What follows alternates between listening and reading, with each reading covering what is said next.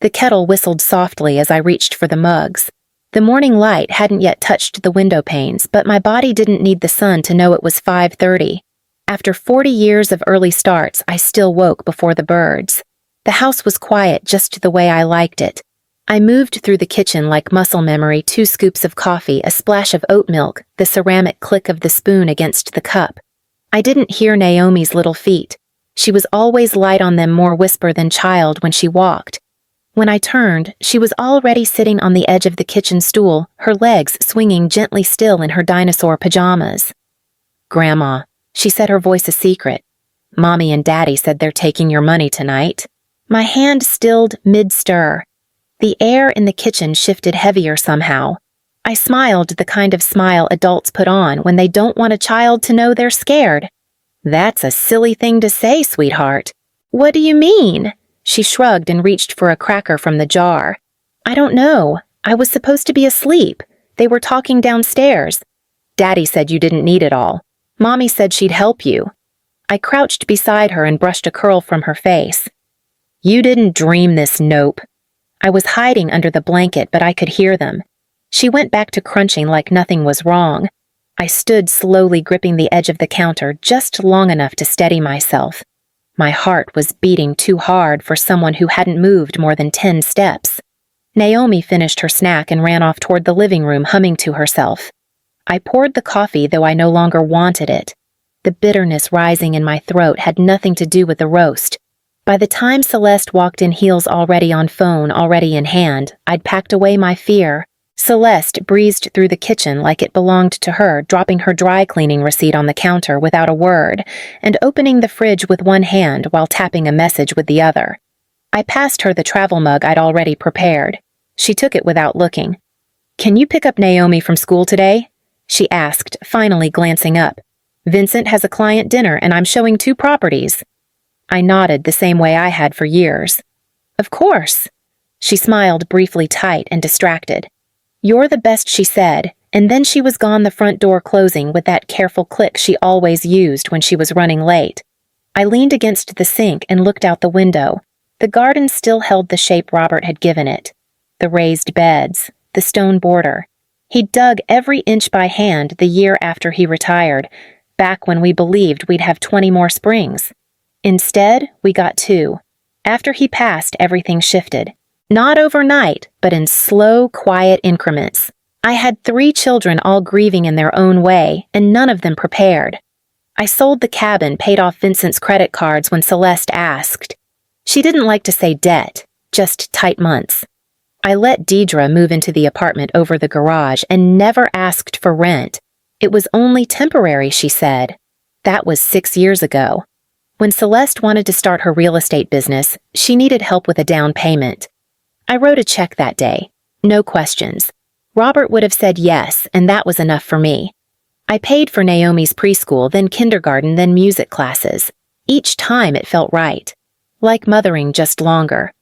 But somewhere along the line, they stopped saying thank you. Then they stopped asking.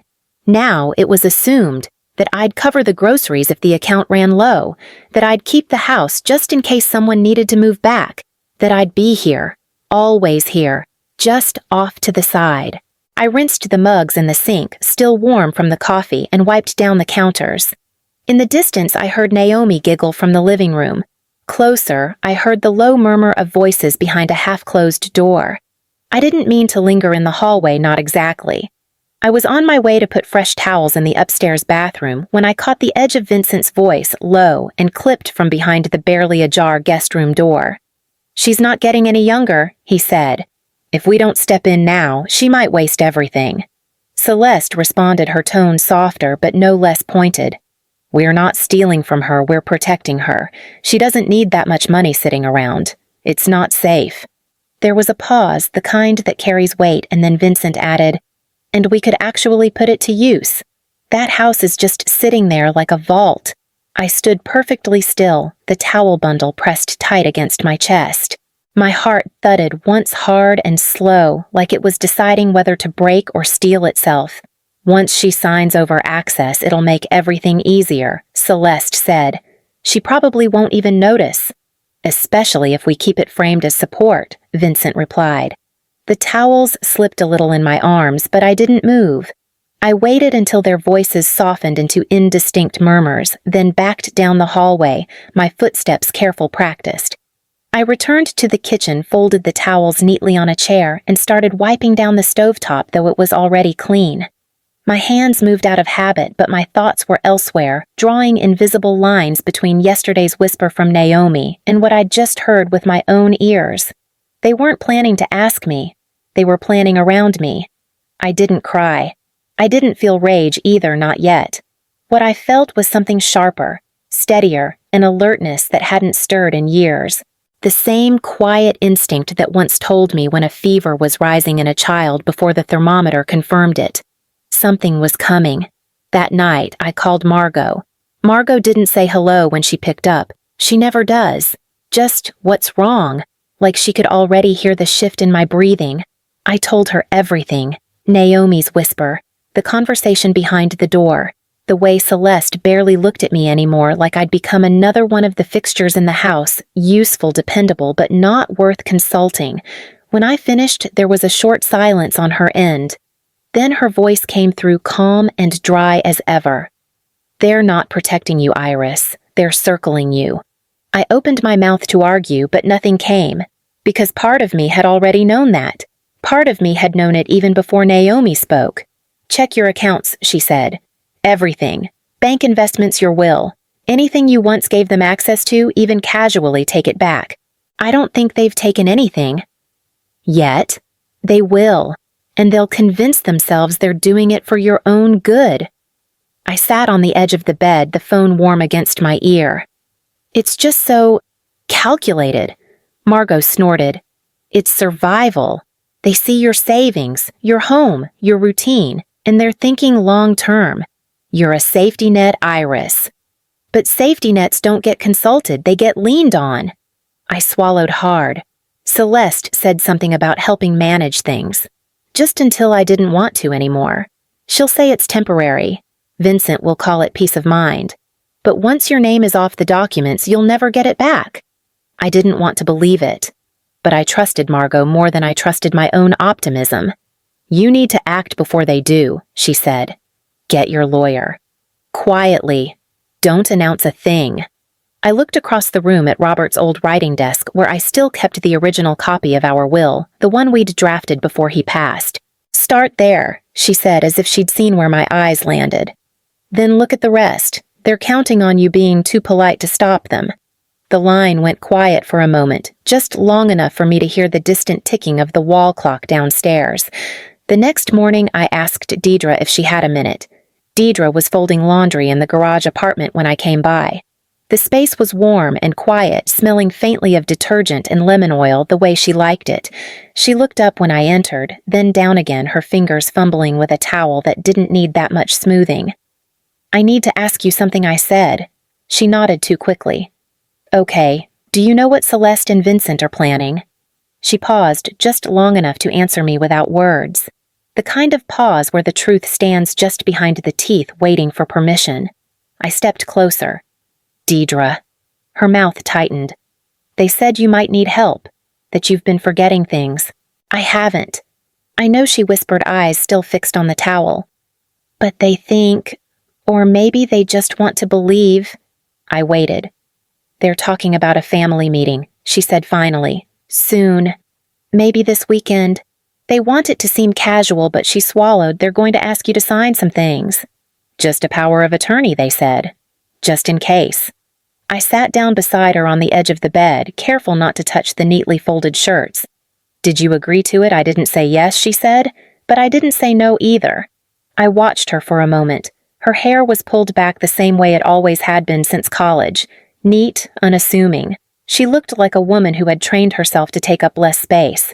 I knew the habit well. I don't want to lose them, she murmured. If I speak up, if I take your side, they'll freeze me out. I'm not asking you to take sides, I said gently. I'm asking you to see clearly. Dedra looked up, then finally meeting my eyes. And in that flicker of contact, I saw it fear, yes, but something stronger just beneath it. A line that hadn't yet been crossed. I'll be there, she said, voice small but firm. when it happens. I nodded, feeling something settle inside me. We sat together for a few more minutes, not saying much. That night, Naomi came to me again. This time, her voice was even quieter. Naomi crawled into bed with me just after 9, clutching her favorite blanket and looking unusually serious. She didn't ask to watch cartoons or request a snack. She just climbed under the covers and curled up beside me like she used to when she was smaller, back when she called me Gamma and believed the moon followed us home. I put my arm around her shoulders. Couldn't sleep. She shook her head against my side. Mommy and Daddy were talking again. My chest tightened. I waited. "They think you're not thinking right," she whispered. "Daddy said if you don't sign the papers, he'll tell your doctor your brain is broken." The words settled into the room like dust, impossible to sweep away. I felt my hands go cold. I didn't move. Naomi kept talking, her voice a hush in the dark. "He said doctors believe stuff like that when grown-ups say it." I closed my eyes, but it didn't help. My thoughts were loud now, clattering through every memory of recent weeks, every strange look, every time Celeste had said, "Are you sure you didn't forget?" or laughed too easily when I hesitated mid-sentence. Naomi rolled to face me. "I don't think your brain is broken." "I don't either," I said softly, brushing the hair from her forehead. She looked up at me, her eyes too wise for 6. "Are they gonna make you leave?" "No, sweetheart." My voice held steady, but my pulse didn't. "They can't make me do anything I don't want to." Naomi tucked her head under my arm again. I stared at the ceiling, my fingers gently stroking her back, but I wasn't there in the room anymore. I was inside a future I hadn't dared imagine before, a future where my own children might try to take my name off everything I had built while convincing themselves it was love. They weren't just planning to control me, they were preparing to erase me, quietly, legally, with forms and witnesses and signatures. I didn't sleep that night. Naomi did her breath even and warm beside me, but I lay awake until the sky turned pale. I kept hearing Robert's voice from a conversation we'd had the month before his heart gave out. "Promise me, Iris, if it ever comes down to choosing between being nice and being safe, choose safe." That morning, I called Margot again. This time, I didn't hesitate. Celeste texted me on Thursday morning. "Family dinner Saturday. Just the 5 of us. Don't worry about cooking, we've got it covered." She added a smiley face, which somehow made it worse. By Saturday evening, the dining table had been set with care-cloth napkins, real glasses, candles flickering low like it was a celebration. Vincent brought in takeout from that overpriced bistro downtown and announced it like he'd cooked it himself. Dedra sat stiffly at the far end of the table, barely touching her food. Naomi was at her friend's house, conveniently out of the way. We made it through salad before Celeste put her fork down with exaggerated gentleness. "Mom, there's something we've been meaning to talk to you about." I nodded, my face blank. "It's just, well, we've noticed lately that things seem a little overwhelming for you. The house, the bills, everything." Vincent chimed in. "We've been thinking maybe it's time to let us help more, just to ease some pressure." Celeste reached into her tote and pulled out a manila folder. I saw it coming before it landed on the table. "These are just some simple documents," she said lightly. "Power of attorney stuff. Nothing changes unless you want it to. It's just in case, really." I picked up the papers, turned a few pages, and let my eyes move across the words without reading them. I let my hands shake just slightly as I set them down. Celeste softened her voice. "There's no pressure, Mom. We just care about you. We want to make sure you're protected." I nodded again and looked at the folder as if it were heavier than it was. I murmured something about needing time, something vague and safe. My phone angled slightly between the candle and the breadbasket recorded every word. Dedra wouldn't meet my eyes. I didn't blame her. Vincent refilled my water glass like I was already halfway to helpless. Celeste squeezed my hand as though she'd just handed me piece-knot paperwork meant to erase my autonomy. After dinner, I thanked them politely and promised to think it over. I even smiled. Then I walked straight upstairs and locked the door. By morning, I had an appointment with a lawyer. By noon the next day, I was sitting across from a woman named Marissa Chen at the law office Margaret had recommended. She greeted me with a firm handshake and didn't once speak to me like I was fragile. That alone made me trust her. I gave her everything. Recording the text message from Celeste, a list of accounts my current will. She listened without interruption, taking notes in a clean, spiral-bound notebook. When I was done, she leaned back and said, "You're not paranoid. You're prudent." We rewrote my will that afternoon. Nothing dramatic. I'd already divided things equally among my children. But now, we added clauses, clear language protecting my independence instructions should anyone attempt to contest my capacity. I revoked an old medical proxy Celeste had once pushed me to sign. Instead, I named Dedra as co-decision maker with stipulations. If she declined, control would pass to my attorney, not another family member. When I told Marissa I'd chosen Dedra, she raised an eyebrow. She hesitated, I said. But she didn't lie. That's worth something. Next, I called the bank. I changed passwords, updated alert settings, added two-factor verification to every account. I removed Celeste from an old shared access line she hadn't touched in years, but I hadn't forgotten it was there. I closed the savings account Robert and I once used for emergencies. I opened a new one under my name alone. When I got home, Margot was waiting with her usual iced tea and that look she gets when she wants to say "I told you so," but knows better. Instead, she pulled out a folder and laid it flat on the kitchen table. "I printed transcripts from your phone recording," she said. "In triplicate. We worked until dusk, labeling, cataloging, placing copies into separate envelopes. I tucked one into the back of the spice rack, another into my desk drawer. A third went into the safe.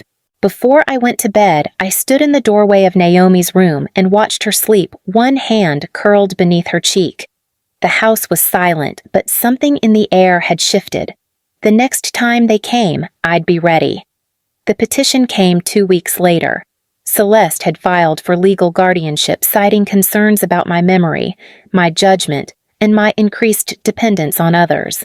She attached a letter signed by Vincent, vague and self-serving, and a list of so-called incidents, none of which had ever happened. I didn't cry when I read it. I didn't even feel angry. What I felt was clarity. Marissa moved quickly. We gathered everything: my updated medical evaluation, notarized bank records, the recording from the dinner, even a letter from Naomi's teacher confirming I'd picked her up on time every time. We had dates, details, and enough documentation to sink their case before it reached the judge's bench. Dedra sat beside me in the courtroom, shoulders tight but steady. When they called her to testify, her voice shook only once. She asked for help. I didn't give it. But I will now. Celeste didn't meet my eyes. She kept her attention fixed on the table, her hands clasped so tightly her knuckles looked bloodless. Vincent stayed close but quiet, letting her take the lead, just like always. When it was my turn, I stood straight. I told the truth plainly. I said nothing to humiliate them, just enough to show the court I knew what was mine and who I was. The judge didn't deliberate long. He denied the petition in full. I watched Celeste's face drain as the ruling was read. Her eyes didn't fill with tears. They filled with something worse: realization. The fight they started was over, but the fracture they created would not fade so quickly.